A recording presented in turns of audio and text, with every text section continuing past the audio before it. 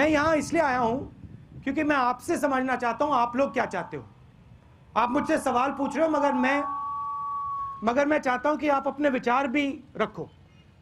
वहाँ पे जर्नलिज्म पढ़ रही हैं लड़कियाँ, आप मुझे बताओ आपको क्या लगता है, क्या कमियां हैं, क्या चीज़ें आप बदलना चाहते हो, आपको क्या मुश्किल लगता है, क्या आसान लगता है। तो मैं आपकी बात सुनने और समझने आया हूँ। सर कुछ मेडिकल कॉलेजों में और इंजीनियरिंग कॉलेजों में सर सीट सब बेचा जा रहा है।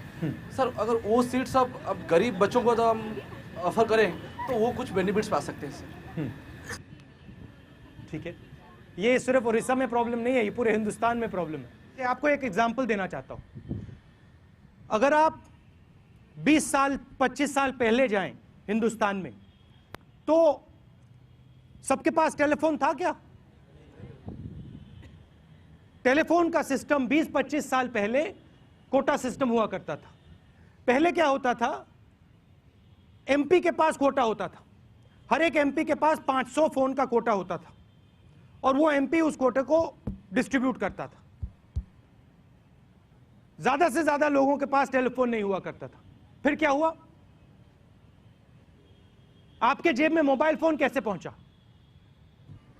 एमपी की जो मोनोपोली थी उसको तोड़ा गया। कैसे तोड़ा गया?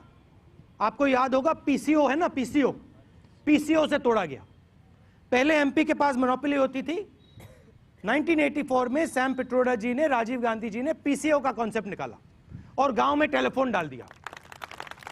और हुआ क्या, जो एमपीज की मोनोपोली थी वो टूट गई, क्योंकि फिर लोगों को एमपी के पास जाने की जरूरत नहीं पड़ी, वो सीधा पीसीओ में चले गए। उसके बाद आपके पास मोबाइल फोन आया है। आजकल चुने हुए लोगों के पास एजुकेशन की मोनोपोली है। आप देखिए कौन कॉलेजेस चलाते हैं। अगर आप कॉलेज खोलना चाहते हैं आप खोल सकते हैं, अगर आप खोलना चाहते हैं आप खोल सकते हैं।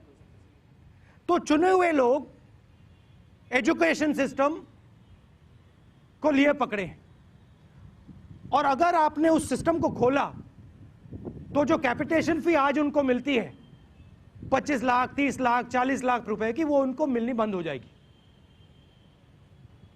इसलिए एजुकेशन सिस्टम खुल नहीं रहा है। और यही बात पॉलिटिकल सिस्टम में है। जो आपने मुझे अभी कहा कि भाई 2014 के बाद युवाओं के बारे में आप क्या सोचते हैं। आजकल जिस प्रकार से एजुकेशन सिस्टम की मोनोपोली है, उसी प्रकार से पॉलिटिकल सिस्टम में भी मोनोपोली है।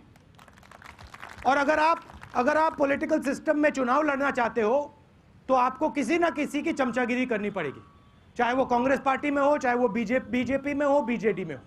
रियलिटी है नहीं। तो जब तक ये मोनोपोली आपने वापस नहीं ली, तब तक ना शिक्षा का सिस्टम बदलेगा ना राजनीतिक सिस्टम बदलेगा। After 67 years of independence of India, it is sorry to say, do you think whether the visually challenged student or persons with disability are included in social stream? I think the answer to your question is that today in India, people who are have disabilities are not treated well. And they are not treated well. And they are not given the type of place they should be given. They are not given the type of support they should be given. They are not given the type of help they should be given. And I think this is something that one needs to focus on.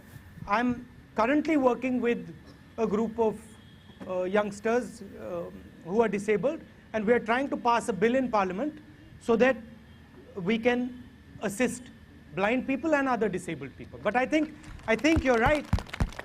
I think this is a failing, and not enough has been done in this area. My question to you is how to maintain quality education, particularly in Odisha.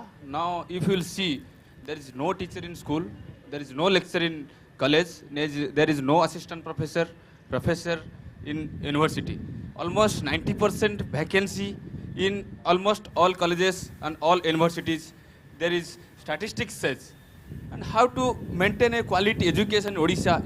If a student not get quality education, then India will not be better. Main problem is the level of political leadership. Yeah. That is the main problem. So people like you, youngsters like you, who have dreams for Orissa, who want to see a proper Orissa, want to see schools in Orissa, you need to run this state. You need to come into politics and you need to change these things. Because currently what is happening is that the leadership of the state is not interested in these things. The top leadership of the state is not interested in schools, is not interested in colleges, not interested in sports, is not interested in these things. I cannot do anything until I have youngsters, bright youngsters like you, who are involved in the political system. You are all passionate people. You are all, every single person in this room wants to improve this country. And the best way for you to improve this country is through politics.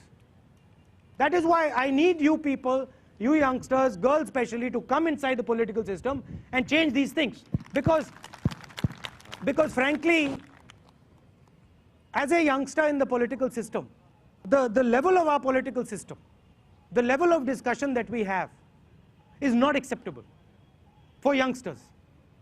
For the type of people you are not getting what you should get from the political system.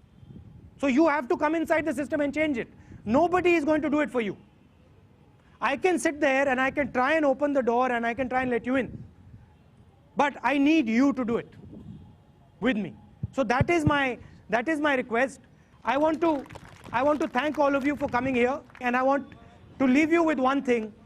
You are the people, you are the youngsters who can change this country. Please stand up and take your responsibility. Thank you. अभी हमारे कुछ परिवार के लोग Hirakud dam में boat के हादसे में मरे हुए हैं, इसके लिए 2 मिनट का कंडोलेंस करना है।